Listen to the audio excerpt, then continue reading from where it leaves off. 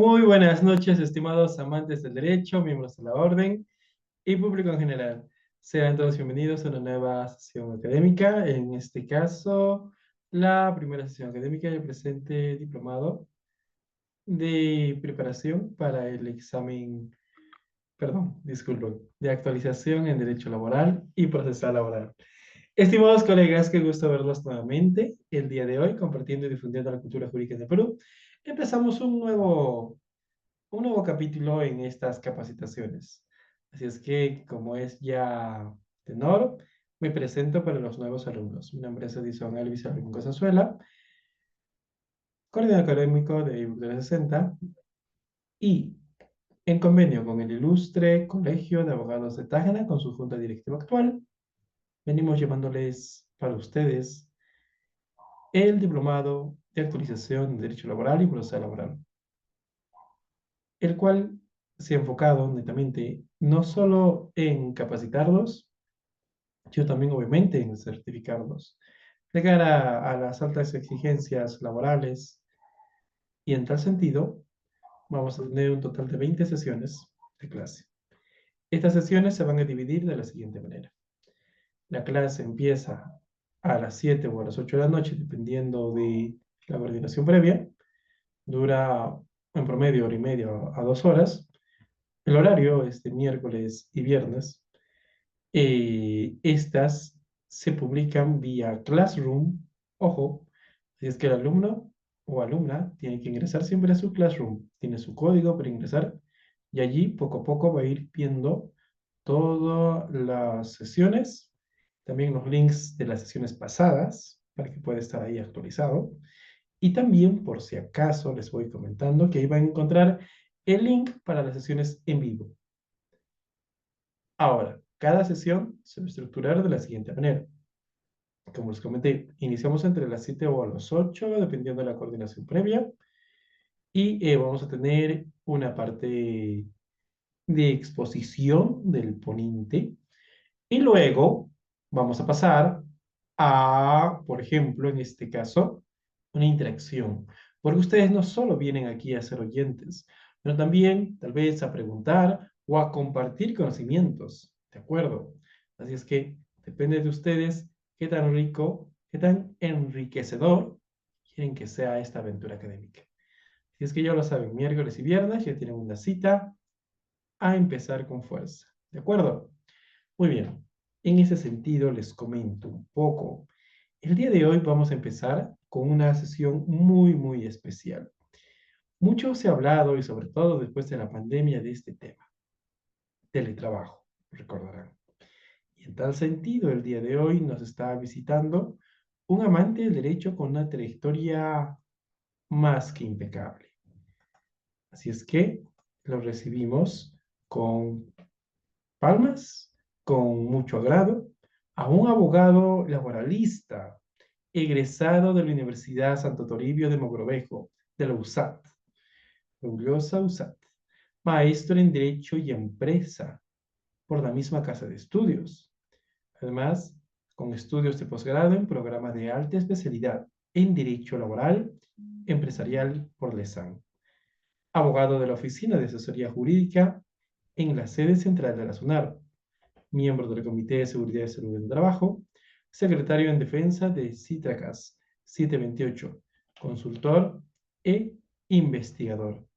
Estimados amantes del derecho, nos estamos refiriendo al doctor Jesús Aguinaga, quien ha tenido el agrado el día de hoy de compartir sus conocimientos. En tal sentido, le damos la cordial bienvenida. Muy buenas noches, estimado doctor Jesús Aguinaga. Bienvenido a ebook 360. Ya tiene las funcionalidades y permisos de anfitrión. En tal sentido, a nombre del Ilustre Colegio de Abogados de Tacna en convenio y de nuestra institución ebook 360, le doy la más cordial bienvenida. Puede iniciar cuando usted guste. Buenas noches, doctor. Querido Edison, buenas noches. ¿Se me escucha bien? Se la escucha muy bien, doctor. Qué bueno, gracias, querido Edison, eh, por tener la gentileza de invitarme. Muchas gracias a ebook 360, al Colegio de Abogados, al ilustre Colegio de Abogados de Tacna, también por considerar esta gentil invitación Me siento muy honrado de compartir lo que se ha aprendido, lo que se ha realizado en estos años de investigación del tema con mis colegas del sur, el digno sur, el noble sur. Eh, Llego al sur, su buena gente, su dignidad, ¿no? Había una famosa canción con esa letra. Me siento, como les digo, muy honrado de estar con ustedes y el tema de hoy, ya lo dijo Edison, es el teletrabajo. Voy a enfocarme en el teletrabajo en el sector público, pero voy a abordar generalidades. Ciertamente quiero que sepan que he dedicado desde el 2016-2015 a investigar sobre el tema. Tengo varios comentarios legales y también un libro en la materia, el primer libro en teletrabajo y trabajo remoto que se emitió en el Perú a raíz de la pandemia. Me he dedicado mucho a promover la utilización de esta modalidad tanto en el sector público como en el privado, porque considero que estamos en una etapa histórica y tecnológica que justifica y permite que el trabajador acceda a mejores condiciones de labor y de vida. Entonces, voy a exponer de tal manera en que los haga comprender la razón de ser de esta modalidad de trabajo y asimismo donde les pueda transmitir una lógica práctica de esta modalidad para que ustedes sepan resolver los problemas jurídicos que puedan acontecer con esta materia. Entonces, estén atentos porque yo, mientras voy exponiendo, voy a ir dejando algunas preguntas y a la vez voy a tratar de terminar esto rápido para meternos de lleno a una sección de casos prácticos en donde ustedes van a poder hacer las preguntas que quieran. Les voy a rogar, eso sí, por una cuestión de metodología, que cuando esté desarrollando la sesión, no me hagan ninguna pregunta y que sus interrogantes las dejen para cuando lleguemos a la etapa de casos prácticos. Ahí pueden preguntarme todo lo que ustedes quieran, será resuelto. Y bueno, ahora sí vamos a meternos de lleno en la modalidad de teletrabajo. Voy a compartir con ustedes unas diapositivas.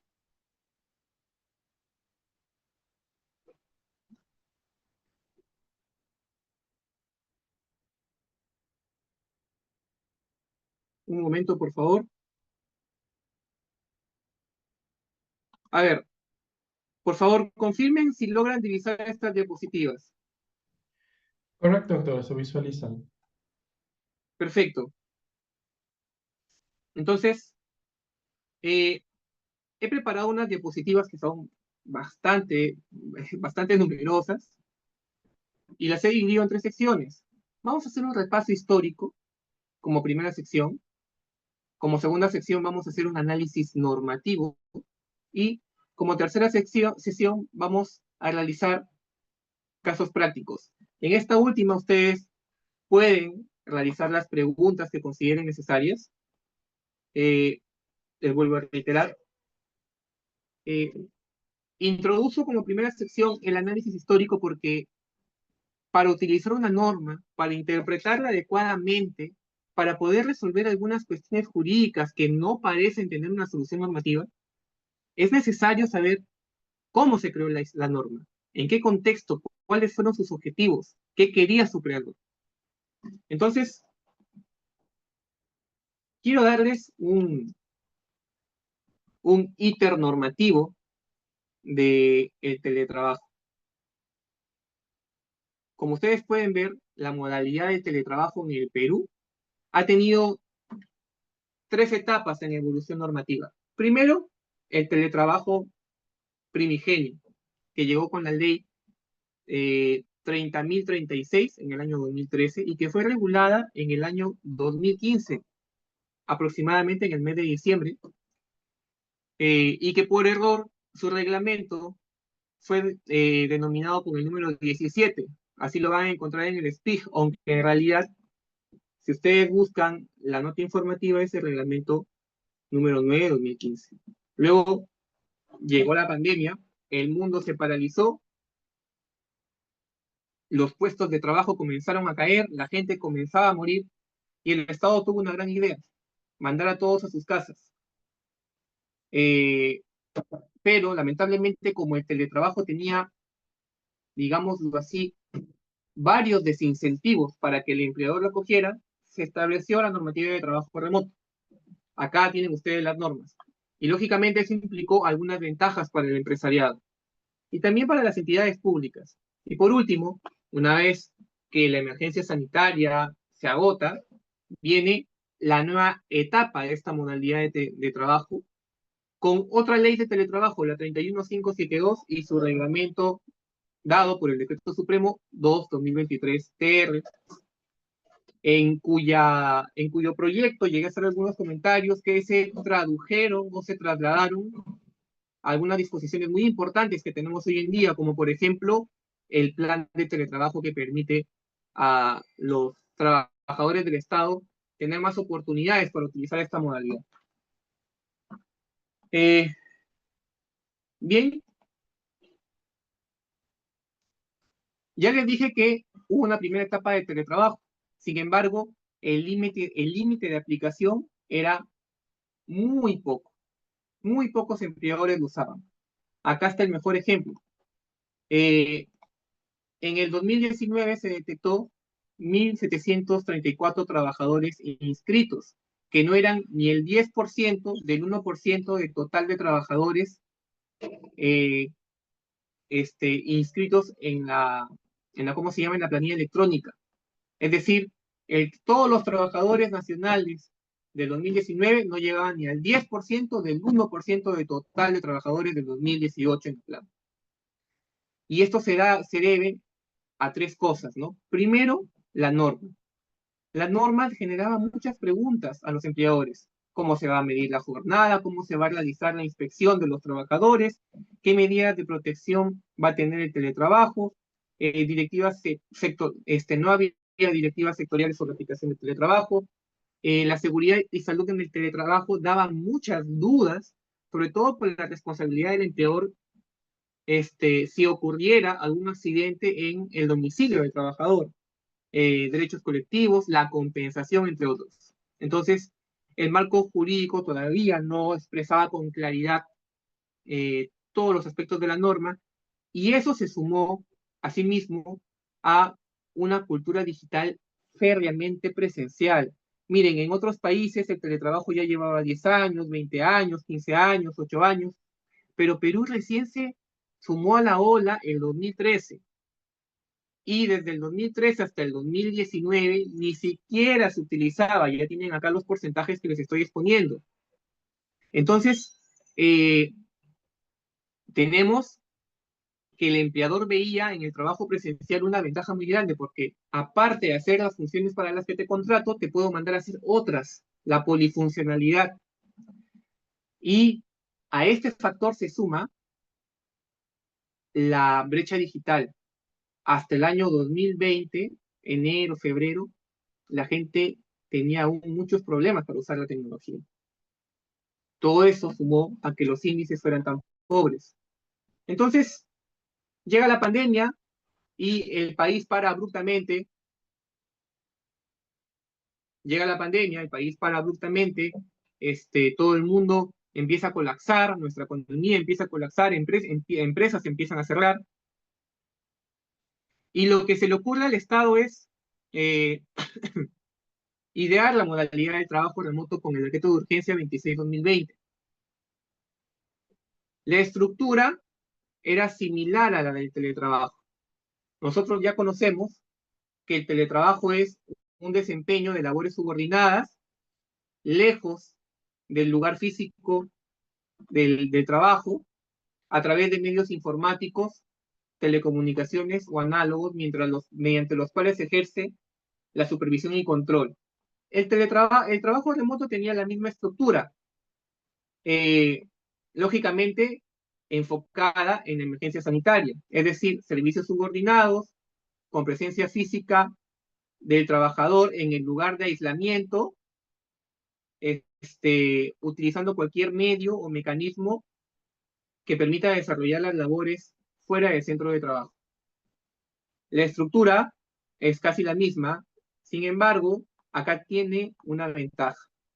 La ventaja es que mientras en el teletrabajo solamente puedes hacer labores que dependen de tecnología digital, acá puedes hacer cualquier cosa que te permita chambear desde tu casa. Si tienes una máquina que te permite, no sé, eh, hacer paquetes o empaquetar cosas en tu casa, ahí lo haces. Si tienes una máquina que te permite analizar muestras de suelo en tu casa, ahí la haces. Esa era la ventaja del teletrabajo y a estos beneficios se sumaron otros incentivos. ¿Ok? Primero la amplitud de funciones que ya les estoy comentando. Luego la formalidad del contrato. En el teletrabajo, en la primera versión del teletrabajo, para implementarlo, sobre todo en el Estado, pasaba mucho tiempo, sobre todo en el Estado. En el Estado tú tenías que hacer un cronograma teniendo en cuenta las disposiciones del reglamento y su implementación te duraba 3, 4 meses porque tenías que evaluar puestos de trabajo, hacer informes de ida, informes de vuelta, luego hacer evaluaciones con los trabajadores, más informes y luego una resolución. Imposible. En cambio, con el trabajo remoto, lo que pasaba es que venía la pandemia y el empleador decía, ¿sabes qué? Anda a tu casa. No, pero yo no, anda a tu casa porque el Estado me lo permite, es para salvar tu vida. Ve a tu casa. Y simplemente te enviaba un correo con formalidades mínimas, como los equipos que te van a dar, medidas de seguridad, entre otros. Rápido. Por último, como incentivo tenemos la compensación. El empleador no pagaba por los equipos que el teletrabajador le prestaba. Algunos de ustedes probablemente no sepa qué es la compensación, a pesar de que el teletrabajo tenga mucho tiempo. No hay ningún problema en eso. La compensación es el monto que el empleador te paga por usar por prestarle tus herramientas de trabajo. Recuerden que nuestra legislación laboral señala que la única obligación del trabajador es prestar su fuerza de trabajo, nada más. El empleador, como principal beneficiario de la plusvalía, es quien tiene la obligación de dar la maquinaria. Entonces, si el trabajador te presta su maquinaria, tú tienes que pagarle, porque esa no es su obligación. En este caso, de trabajo remoto, lo que se pactó fue que lo que se reguló fue que el empleador no estaba obligado a dar la compensación. Y de esa manera logramos generar 250,000 o más de 250,000 puestos de teletrabajo en su casa. Fueron 250,000 personas que no murieron gracias a esa labor. No estoy diciendo que la gestión de las muertes en las pandemias fue exitosa, no, fue un desastre. Tenemos la mayor cantidad de huérfanos en el mundo. Pero a nivel laboral, la medida fue exitosa porque pasamos de tener un país con casi 0.1%, 1% de aprobación de aplicación de teletrabajo a, ¿a cuánto? De repente a 50%, 40%. Entonces, o a 30%. Entonces, la medida fue exitosa. Vamos a avanzar un poco más porque luego de esto, ustedes saben que el trabajo remoto estaba condicionado a la existencia de la pandemia. La pandemia era la condicionante para que el trabajo remoto exista. Hubo intentos en el Ministerio de Trabajo de perennizar el trabajo remoto, pero lamentablemente, tanto ejecutivo como legislativo quería tener cada uno su caballito de batalla. El ejecutivo seguir con el trabajo remoto y el legislativo con normas que fortalecían el teletrabajo original. Entonces, llegó la pandemia, cambiaron los gobiernos, salieron las gestiones, se debilitó el, el proyecto de, bueno, el tema del trabajo remoto, ya no estaban ya no estaban los cuadros, los funcionarios, la gente que promovía, que estaba interesada en promover el trabajo remoto, y simplemente se dejó de lado y cuando la crisis sanitaria terminó, se extinguió, vino la ley 31572 que reforzaba el teletrabajo en el 2022 y en el 2023 reglamentada. vamos a conocer algunas de sus disposiciones más importantes, porque esto a ustedes les va a salvar la vida o les va a ahorrar muchos problemas, y si no es ustedes, a alguno de sus conocidos. Me interesa que tengan un básico conocimiento práctico y que puedan solucionar problemas con esto. Bien, hay algunas disposiciones que llaman mucho la atención en la norma del teletrabajo actual. Se menciona a las poblaciones vulnerables como una de las finalidades de esta ley. Ustedes deben saber que las personas vulnerables son grupos que, si no tienen una protección adicional por parte del Estado, pueden empeorar en sus condiciones. Personas vulnerables son personas embarazadas, personas enfermas, personas que tienen algún accidente, etc. Personas vulnerables, personas en condición de vulnerabilidad.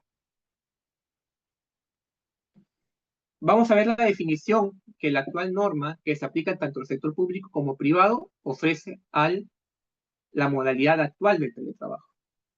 Es una modalidad especial de prestación de labores que se caracteriza por el desempeño subordinado sin estar en el centro de trabajo.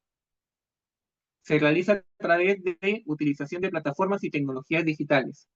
La misma estructura del teletrabajo, aunque con otras palabras. No quiero demorarme en un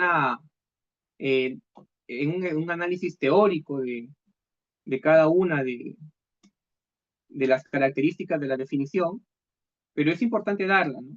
Ahora, aquí hay un tema que, que también es importante mencionar. El teletrabajo tiene modalidades, ¿ya? Y esto lo define el reglamento. Puede ser total, que es todos los días, mixta, que es parcial, es decir, unos días hay teletrabajo, otros días trabajo en, ¿cómo se llama? En casa, o unos días presencial y otros trabajo en casa, permanente, que es para siempre, y temporal, que es solo por un tiempo, ¿ok? También se creó una modalidad adicional por la cual hay una modalidad de teletrabajo mixta que puede ser teletrabajo y trabajo presencial el mismo día. No estoy de acuerdo con esa definición, pero bueno, a estas alturas debo añadirles que ustedes deben recordar una cosa. Uno de los fines del teletrabajo es mejorar la calidad de vida del teletrabajador, permitir conciliar la vida laboral, personal y familiar. Eso es una verdad de perogrullo que ustedes deben tener muy claro en sus mentes. Otro punto que llama la atención de esta nueva modalidad de hacer las labores, o de esta remasterizada modalidad de hacer las labores, es la voluntariedad. Es algo que causa mucha confusión y sobre lo que me he pronunciado en algunos medios de difusión legal, porque podría llevar a los empleadores, sobre todo, a cometer una suerte de errores que le generen consecuencias administrativas.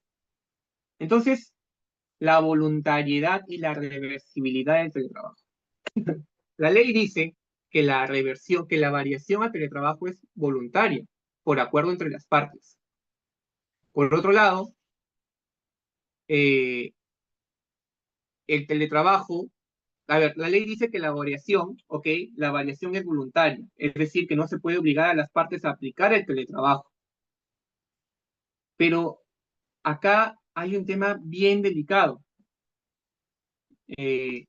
¿Por qué? Porque muchos empleadores piensan que si un trabajador les pide teletrabajo, como el teletrabajo es voluntario, ellos no los van a dar.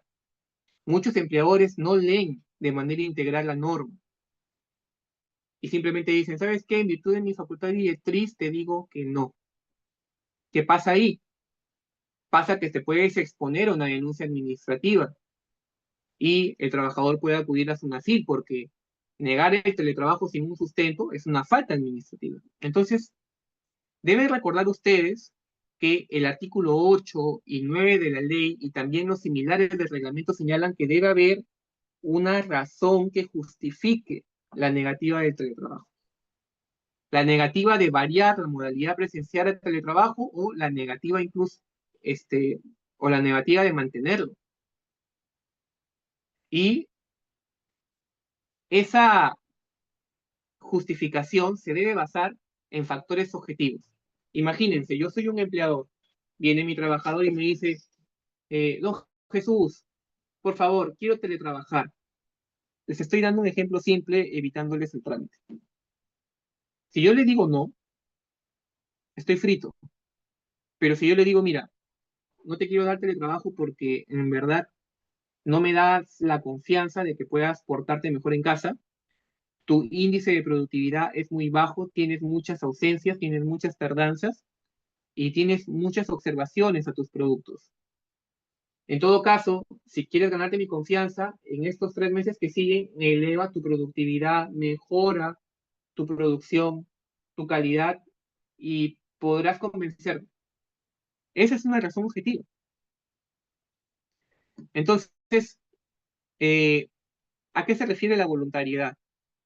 La voluntariedad se refiere a que nadie puede obligarte a implementar una medida o a revertirla fuera de los márgenes de la ley. ¿Me entiendes? Si el trabajador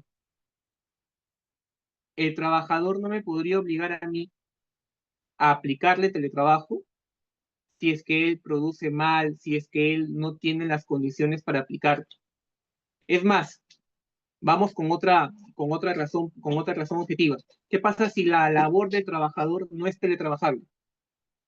Su labor requiere solamente presencialidad, manejar documentación física y no virtual. Le diría, estimado, discúlpame, pero la naturaleza de tus funciones no se adaptan a la modalidad de teletrabajo. Y si él dice, no, yo te voy a acusar esto, te voy a denunciar a una denunciame, pero a mí no me puedes obligar a implementar una medida por fuera de lo que diga la ley. Solamente hay una excepción en la que el empleador tiene que tratar de hacer los esfuerzos necesarios para adaptar un puesto de trabajo que prima facie resulta presencial a teletrabajo. Y se trata de las solicitudes de poblaciones vulnerables. Solamente en ese caso. Los demás, olvídense. Entonces, es muy importante. En este momento hablar de teletrabajo dentro o fuera del territorio nacional no tiene sentido porque es un tema que requiere una larga reflexión y lo que yo quiero ahora es brindarles las pautas prácticas básicas. Ya nos acercamos al momento cumbre, que son las 9 de la noche, en el cual vamos a empezar con los casos prácticos. Hay un aspecto que no me gusta mucho de la ley, pero que ustedes tienen que tenerlo en cuenta al momento en que implementen un contrato de teletrabajo. Esto es básico. La ley te establece una serie de requisitos formales mínimos. ¿Qué significa eso? Cosas que no pueden faltar en un contrato. El artículo 12 de la ley te señala que debes tener en cuenta 1, 2, 3, 4, 5, 6, 7, 8, 9, 10 aspectos. Mientras que el artículo 7 del reglamento te habla de 11, 12, 13, 14, 15, 16, 17, 18 aspectos. Es demasiado. ¿Queremos incentivar la aplicación del teletrabajo o queremos simplemente enrevesar las cosas? Yo creo que la lista de requisitos mínimos podría depurarse, podría pulirse a efectos de que la aplicación del teletrabajo siga resultando atractiva. Y claro, ustedes van a tener esto y van a poder ver o saber qué es lo que tienen que evaluar. Ninguno de los elementos de esta lista puede faltar. Todo esto tiene que estar. ¿Me entienden? Si todo esto está, tu contrato de teletrabajo está muy bien. Pasa. Sigamos. Los derechos de los teletrabajadores.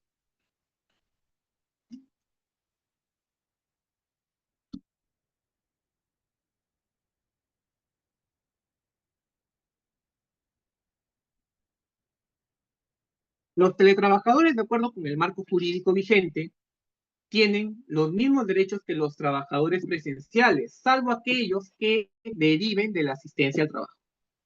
tiene aquí el primer caso para que ustedes lo resuelvan. Y necesito que me respondan en esta sesión, así que no tratemos de demorar. Afectaría, a ver, el teletrabajo afectaría los beneficios que se brindan por convenio colectivo, movilidad, alimentación, uniformes, etcétera. Por favor, que alguien me responda a este interrogante.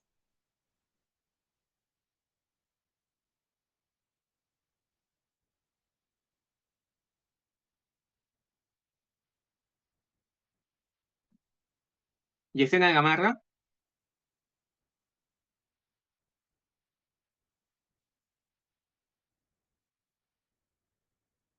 Bien, para no intimidar, voy a tratar de explicar esta pregunta. Si tú tienes beneficios que se dan en virtud de la presencialidad de una labor y eh, tus trabajadores beneficiarios de estos beneficios colectivos empiezan a teletrabajar, tendrías que distinguir cuáles son los beneficios por convenio que se le aplican en virtud de su presencialidad. Por ejemplo, si el trabajador tenía un bono de movilidad y ahora ya no va a la entidad para nada, ya no tendrían por qué pagarle movilidad. Y si va un día o dos, que se le pague lo proporcional. Lo mismo con la alimentación. Pero si es uniforme, si el trabajador va aunque sea un día, el uniforme tienes que dárselo, porque no va a usar medio pantalón o media camisa. Esas son las cosas que ustedes tienen que evaluar cuando surjan cuestiones jurídicas respecto a la aplicación del teletrabajo. Eh, los artículos 6 y 9 del reglamento te hablan sobre la protección de la intimidad, privacidad e inviolabilidad de las comunicaciones. Muchos empleadores se ven tentados a vigilar en extremo la actividad de los trabajadores, al punto de espiar lo que hacen. Entonces, ustedes como trabajadores o como parte de una empresa, tienen que tener en cuenta que ningún medio de vigilancia puede trastocar los límites constitucionales del derecho a la intimidad, privacidad e inviolabilidad.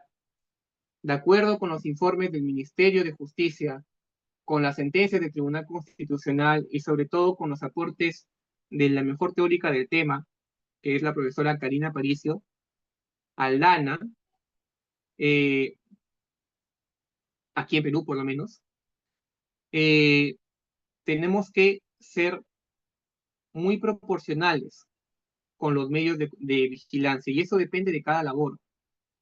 Así que tengamos mucho cuidado al momento de eh, fiscalizar a nuestros trabajadores.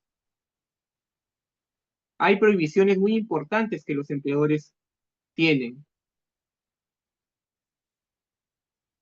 Por ejemplo, grabar imagen y voz de los trabajadores, ingresar al teletrabajo sin la previa autorización del trabajador,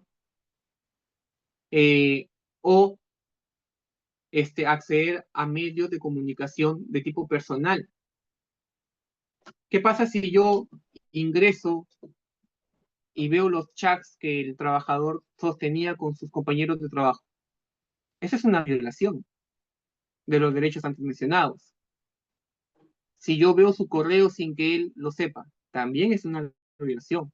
El correo es una herramienta personal y si tú lo quieres fiscalizar, tienes que cumplir procedimientos y leyes. No lo puedes hacer de manera arbitraria. Siguiendo con los derechos de teletrabajo, del teletrabajador, se encuentra la desconexión digital. Esto surgió con el trabajo remoto. Hay un límite de 12 horas en el que el teletrabajador, no puede recibir comunicaciones. Sin embargo, yo ya he dicho, tanto en mi libro como en reiteradas ocasiones, que este derecho no tiene razón de ser. Ya tenemos una jornada de trabajo con un límite de 8 horas diarias y 48 semanales. En todo caso, si quieres evitar la interferencia digital, simplemente eleva los desincentivos. ¿Qué significa? Que si mi empleador va a seguir, si los empleadores van a seguir molestando al trabajador después de la jornada, hay que aumentar la dureza de las multas, la dureza de las sanciones. Claro, en el sector público es un poco más complicado porque ahí hay distintos regímenes y solamente las sanciones serían aplicadas a 728. Tendría que haber una transformación en la normativa punitiva del sector público. Mientras tanto, esta alternativa es una propuesta que les extiendo.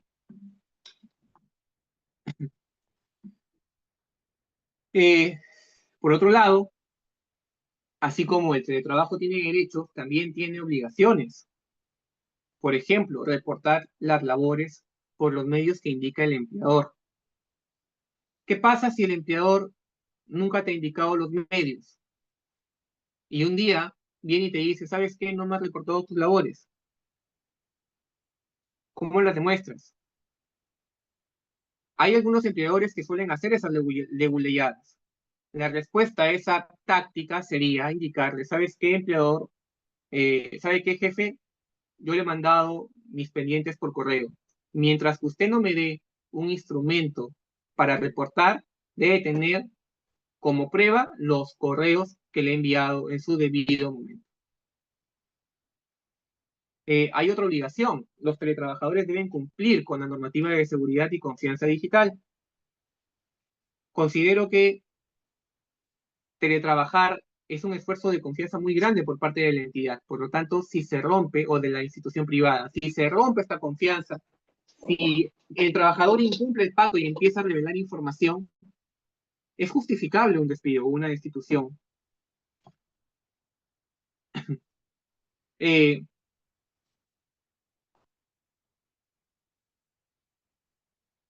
Hay también otros deberes relacionados con el cuidado y la custodia de los bienes que se asignan al trabajador, es decir, solo para el trabajo, impedir que terceros accedan a ellos, y reporte inmediato de averías y fallas.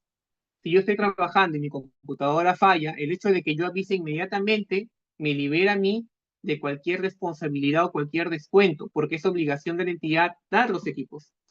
Pero si yo no reporto, me quedo a dormir o a distraerme y al final no entrego nada y digo es por la computadora que está mal, ese tiempo de inactividad se me va a cobrar. Entonces tiene que tener mucho cuidado con ese punto.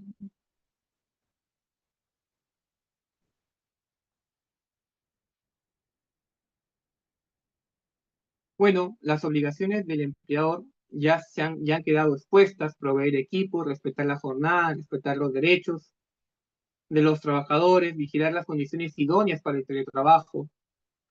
Eh,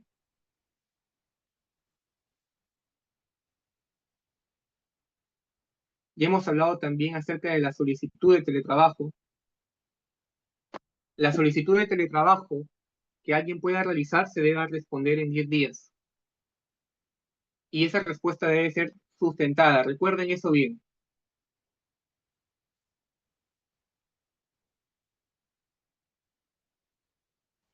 Existe la posibilidad de cambiar del lugar de teletrabajo siempre que se informe al empleador dentro de los 5 días. Eh, la norma no te dice cuál es el límite de cambios que puedes realizar en tu domicilio, pero sinceramente yo creo que en entidades como el Estado esto debería estar más claro, porque no tendría sentido que el trabajador cambie una, dos, tres veces.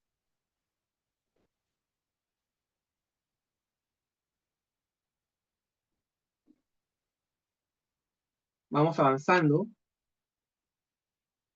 Les había dicho que la compensación en el teletrabajo es el pago que el empleador te brinda por los equipos de teletrabajo que tú le das. Con esta ley de teletrabajo, la mecánica ha cambiado un poquito. En el trabajo remoto, el empleador no pagaba la compensación. En el teletrabajo actual, sí la paga, salvo que hay un acuerdo en contrario. eh, en verdad, en verdad es una mecánica que podría ser burlada si es que el empleador tiene, si es que hay mala práctica laboral, pero de alguna manera la norma actual pone al trabajador en mejor posición que en la época de pandemia. En la época de pandemia se entendía el no pago de la compensación o la exoneración de la compensación porque las empresas estaban sufriendo un impacto económico ingente, rotundo, muy duro de atravesar. Entonces, no pagar la compensación fue un pequeño alivio económico, pero ahora que la gente ya se acostumbró a teletrabajar y que ya todo el mundo comprobó que el teletrabajo es un ahorro, entonces no tiene sentido dejar de pagar, porque así lo pagues, por el hecho de usar teletrabajo, sigues ahorrando. Hay, eh, eh, hay un tema que ustedes deben saber. Si ustedes van a gestionar el pago de las compensaciones de teletrabajo, tengan en cuenta que el reglamento de la ley de teletrabajo tiene el anexo 1 y el anexo 2 del actual reglamento de teletrabajo aprobado con Decreto Supremo 2/2023. Y en estos anexos 1 y 2 tienen una tabla de valores por el servicio de luz e internet en varias regiones del país. Estos anexos se van actualizando anualmente con resolución ministerial. Poner aquí los del año 2023 es irrelevante. Lo importante es que sepan que existen esos anexos y que las cantidades van a variar anualmente.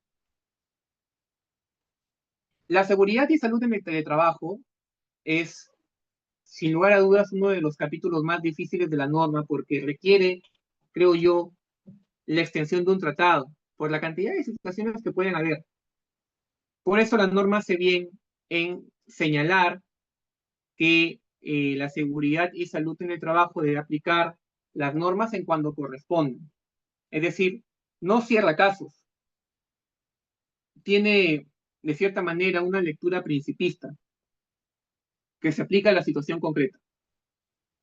Otra cosa que destaca el reglamento de teletrabajo es la identificación de riesgos y peligros. Esta norma, el artículo, perdón, el reglamento aprobado por Decreto Supremo 02/2023 tiene un anexo 4 excelente que te ayuda incluso con un procedimiento para que tú sepas qué hacer cuando hay un accidente.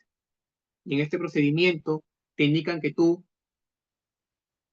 debes comunicar el accidente o tu familiar para que el empleador te oriente de las acciones a seguir, para que te puedas atender, y luego de eso una investigación del accidente. Esto de por sí es un buen logro, a pesar de que sea algo simple, es un esquema poderoso que nos ayuda a combatir cualquier siniestro del trabajador. Ya les había adelantado que las poblaciones vulnerables son uno de los ejes principales de esta norma.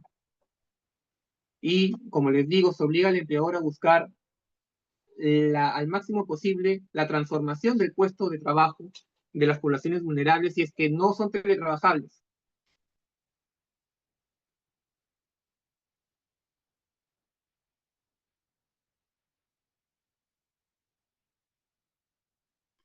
Vamos, por último, a hablar del teletrabajo en el sector público. Quiero ser concreto, quiero ser concreto y señalar o hacer una reflexión sobre esta modalidad en el sector público. Miren, ya se ha dicho que con esta ley el empleador está obligado a pagar compensación, ¿ok? Sin embargo, las entidades del Estado están exentas de hacerlo. Después de la ley 31572, mis primeras publicaciones criticaban parcialmente esta medida porque era injusto. El privado tiene su plata compitiendo en el mercado, arriesgándose, mientras que el Estado tiene la plata de los privados mediante la recaudación. Sin embargo, la condonación del trabajo remoto, de la compensación en el sector público, obedece a un objetivo central: ahorrar recursos para ahorrar presupuesto. El presupuesto público se obtiene de la utilidad recaudativa y otras fuentes de ingresos. Cada sol que tú uses del presupuesto público atenderá un problema y dejará otro sin atención. Entonces, perdonar la compensación ayuda a que el presupuesto público se mantenga, en mayor o menor medida. Ese es el fundamento principal. Y por eso es que se justifica la exoneración de la compensación en el sector público.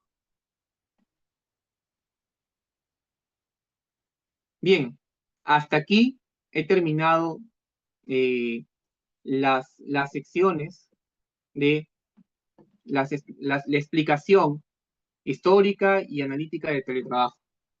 Ahora vamos a los casos prácticos. Querido Edison, quiero saber si podemos contar con la participación de nuestros estudiantes. Los invito a que me hagan preguntas antes de entrar con los casos. Correcto, doctor. Estimados colegas, pueden activar su micrófono o dejar las preguntas en la caja de comentarios.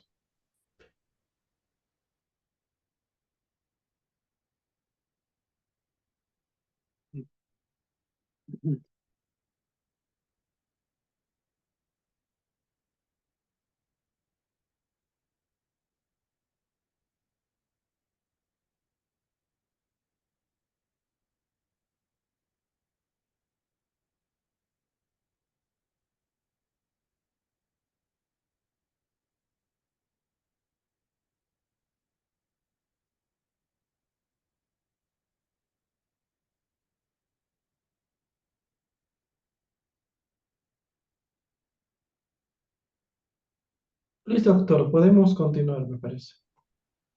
Ya, perfecto. Voy a darles un caso práctico para que ustedes puedan darme su opinión. ¿El teletrabajo es un derecho?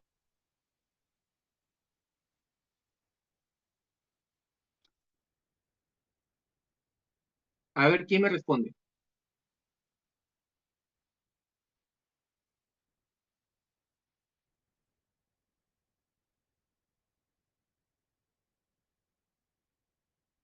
El teletrabajo no es un derecho. No es un derecho total, no es un derecho al que todos puedan acceder. Es un derecho al que se accede cumpliendo determinadas condiciones. Tengo derecho a votar si es que cumplo los 18 años, por ejemplo. Entonces, cumplidas determinadas condiciones, tú puedes tener derecho a teletrabajar. ¿Cuáles son las condiciones? Que tu puesto sea teletrabajable, que tengas las condiciones físicas para desarrollar el teletrabajo, en resumen. O además que seas una población vulnerable. Entonces, hay que ver con mucho cuidado esa pregunta. Después, ¿cuáles son las consecuencias de negar el teletrabajo? Si lo niegas, si niegas el teletrabajo sin ninguna justificación, definitivamente,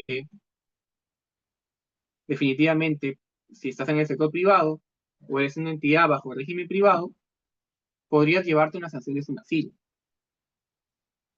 Entonces, y además en el sector público podrías llevarte una denuncia de acoso moral y negligencia en las funciones. Entonces, tienen que tener mucho cuidado con eso. ¿Todas las madres tienen derecho a teletrabajar? A ver quién responde esta.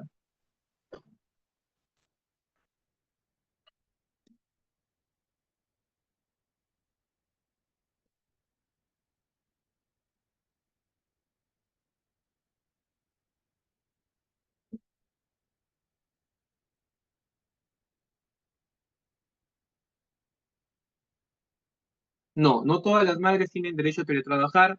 Si bien es cierto, la norma dice que el empleador debe hacer los máximos esfuerzos por implementar la modalidad de teletrabajo, haciendo las variaciones que el puesto permita. Si es que esto no es posible, simplemente no se concede la modalidad. Es similar a la normativa de ajustes razonables. Siguiente pregunta, ¿el empleador puede conceder teletrabajo a una trabajadora embarazada? Sí, lo mismo, pero depende mucho también de la naturaleza de las funciones. Si es que el estado de embarazo no le permite trabajar presencialmente y la aplicación del teletrabajo no es posible, sería preferible aplicar una licencia.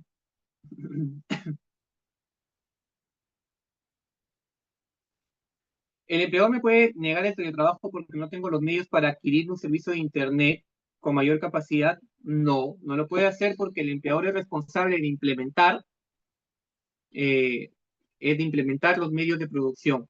El trabajador solo se encarga de trabajar.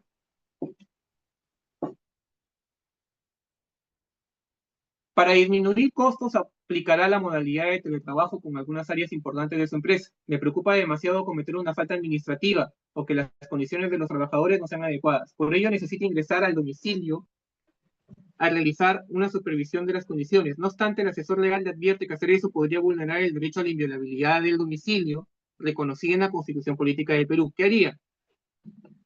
Si quiero evitar esa contingencia, yo lo que haría son contratos o adendos de teletrabajo en donde se reconozca la facultad del empleador de hacer visitas inopinadas al domicilio para solamente inspeccionar el área de teletrabajo y nada más.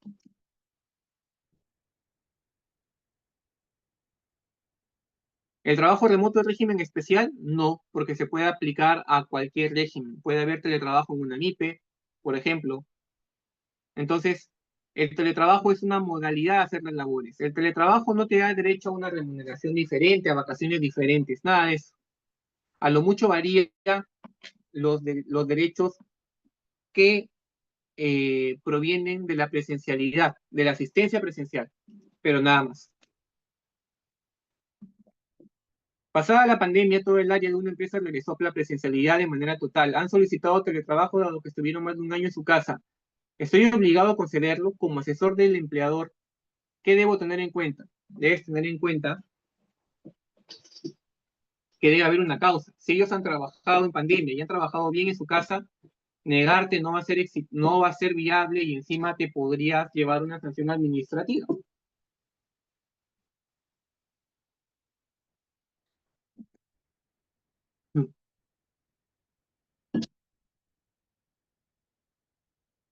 ¿Cuáles son las consecuencias de la falta de contrato escrito de teletrabajo? Si no hay contrato escrito, el teletrabajo no existe. Hay un principio que se llama primacía de la realidad. Quiere decir que si no hay contrato, pero hay una prestación subordinada, el trabajo existe.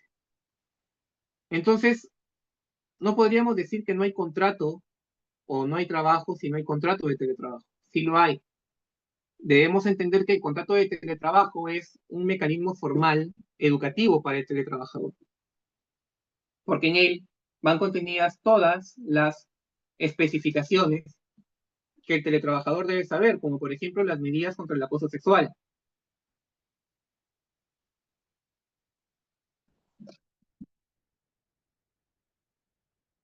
Eh,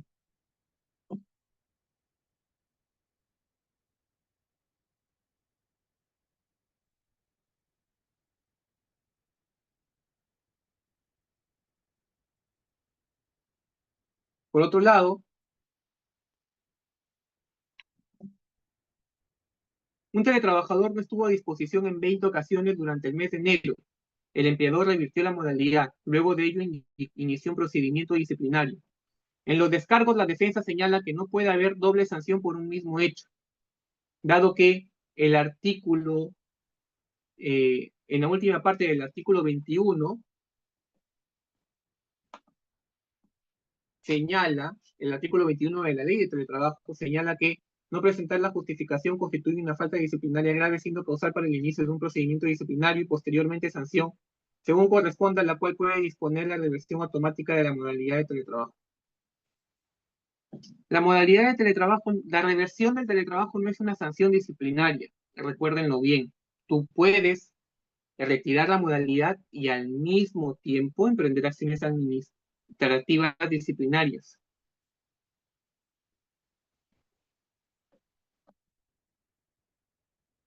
he llegado a la parte final, donde recomiendo material de lectura que les puede servir con algunas cuestiones importantes del teletrabajo. Les agradezco mucho su atención. Eh, la última parte estaba diseñada para funcionar con la participación de los estudiantes, pero dado que no hay, digamos, mayor interacción, he desarrollado los casos rápido y con esto acabo la sesión.